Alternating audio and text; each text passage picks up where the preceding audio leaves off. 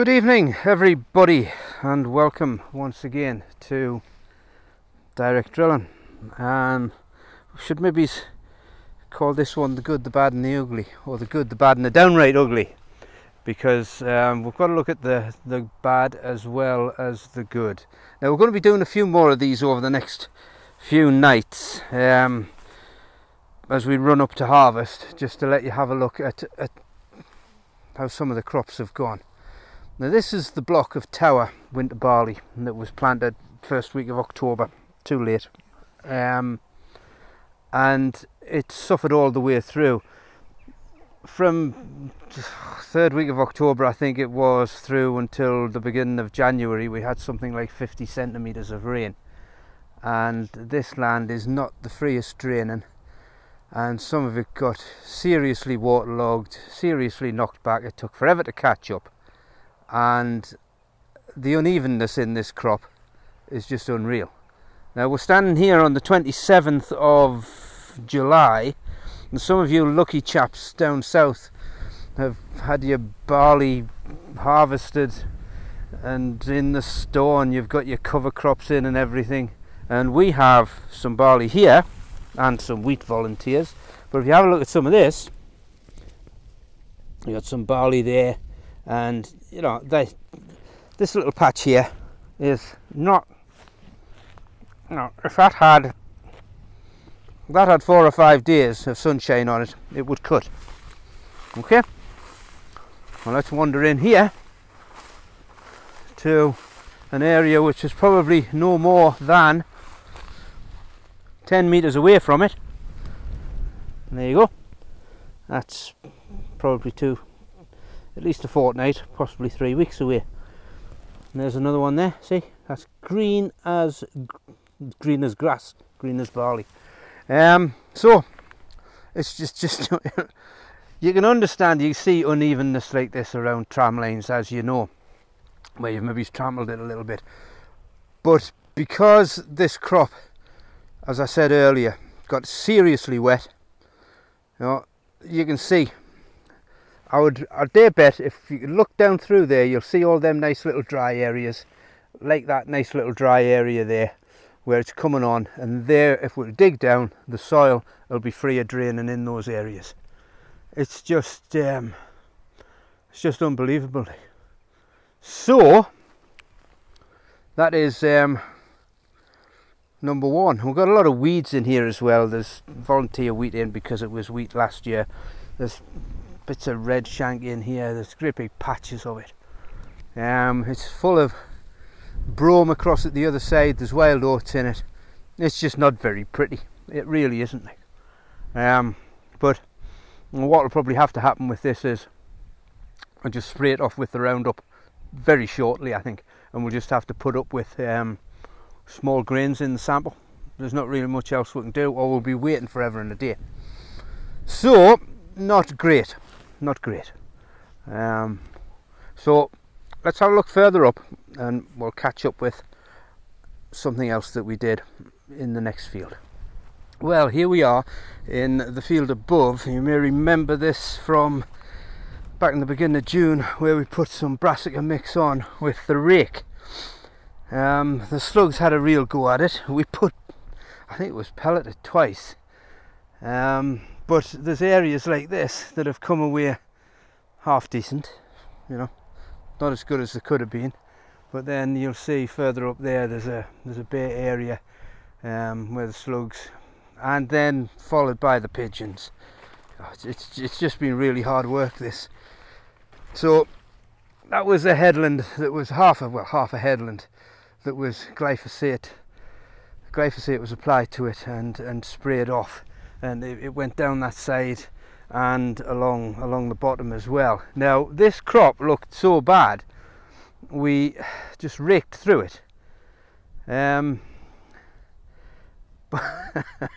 but it's kind of come on a bit, you know.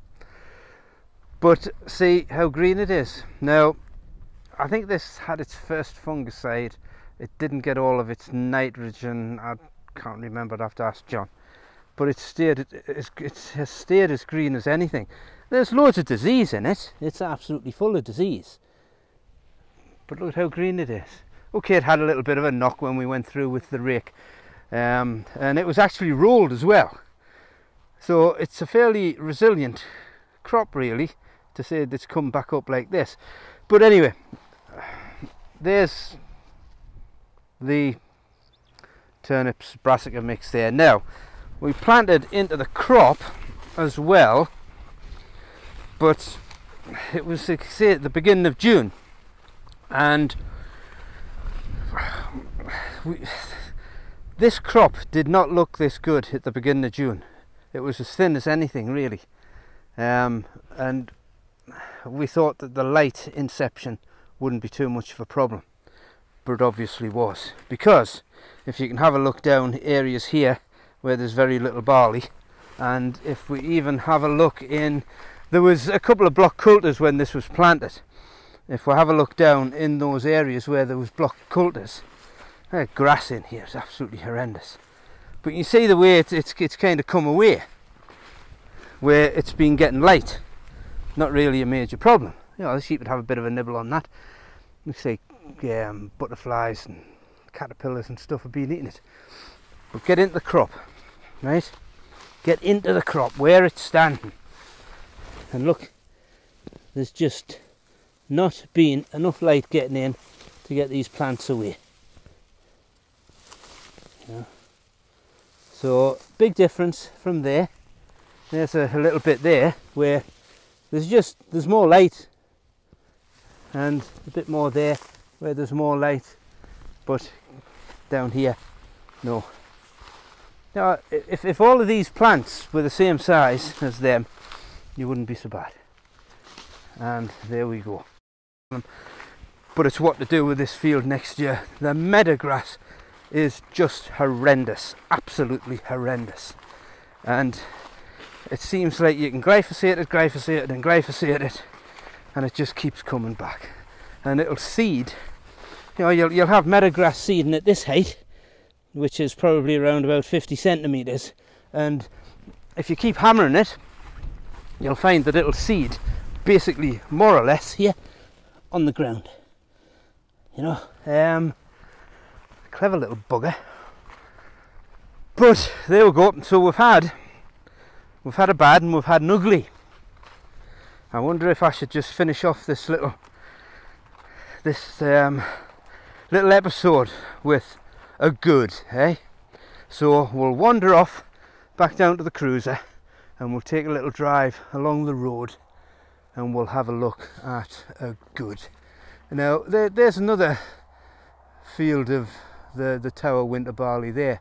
Again, it's uneven, but it's cleaner, it's not as weedy, not a bad little crop. But this unevenness is a problem. But anyway, we'll be back to you in the blinking of an eye. So here we are in the good. This is a crop of Barley spring wheat. I love the colour of this. It's lovely. It was planted again, I think, 25th of April, there or thereabouts. And it just looks the dogs what's it. It's finished flowering, and there are, you know, it's not tabletop, if you know what I mean. There's some heads down there and there's some up there, but it's as clean as a whistle. It's just had its ear spray, its T3, and it just looks fantastic. It always has. This is after spring beans, and that's maybe why it looks so well. It's light brushy land up here, direct drilled. It, even though it was the 25th of April and it was warming up, the crops never get away quickly, but once it did get away, once it got the 3 leaf, it just motored along something rotten.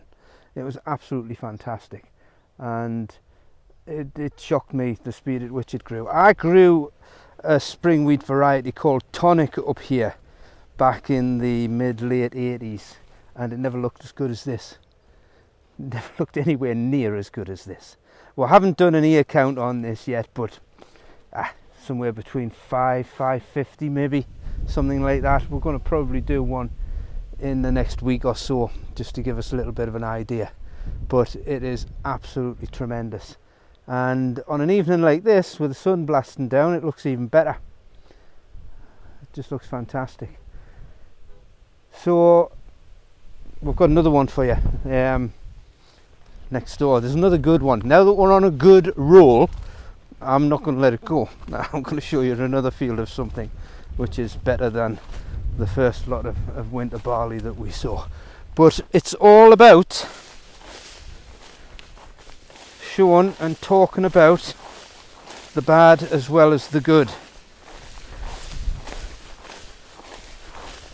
So right, we're going back through here, and here we have another decent crop. This is the aspen spring oats, planted around about the same sort of time, 25th of April. And again, once they got away, by God did they get away. And this is again a tremendous crop. This is going to do very, very well. This is a spring crop. Spring crop farming up here is the way to go, I think. It's nice light, as I say, a light brashy soil, so you can get on. You don't have a problem really, because it doesn't get wet. It's just so free draining, and just look at it. And the spring cropping would allow us to, even if we just like we did on this land last year in October, John broadcast some wheat off the heap, and just kind of a little bit of nutrient harvesting over the winter time in the wheat, and kept it green. And we could do that over the winter time to keep the ground covered, and it'll grow up here. But again, there you have it anyway. On a lovely night, there's a smashing crop of aspen spring oats. Again, nice and clean, lovely. Just you can't fault it. You really can't fault it. So there we have it anyway. We're going to do another bit. We've got some oilseed rape to have a look at, and we'll have a look at the winter wheats, the first and seconds. And if we can get that done in the next few days, you'll be able to tune in and watch for that. If you haven't subscribed, do so, and then you'll see when we put new videos up. But thanks very much for watching, and thanks for listening, and from this glorious July evening, we'll bid you farewell. Bye for now.